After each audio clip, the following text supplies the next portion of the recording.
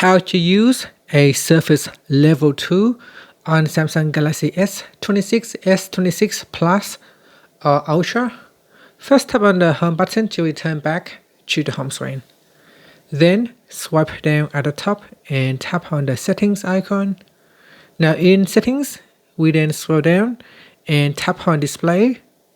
Next, we then scroll down again and tap on edge panels. From here, tap on panels. Next, swipe across and select tools. Make sure it is selected. Once it is selected, it will be added to the edge panel here.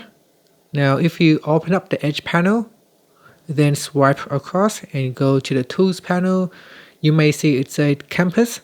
So tap on the more button at the top corner, then tap on surface level.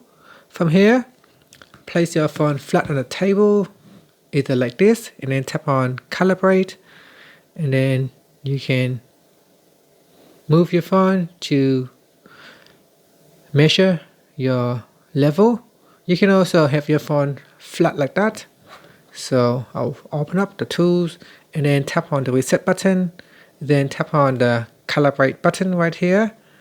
So we open it and then tap on calibrate, flat on the table. So we need to calibrate first.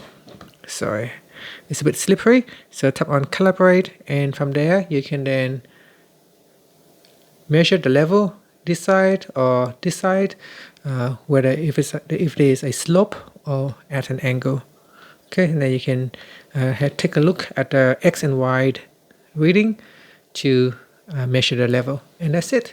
Thank you for watching this video. If you find it helpful, please like and subscribe to my channel for more videos.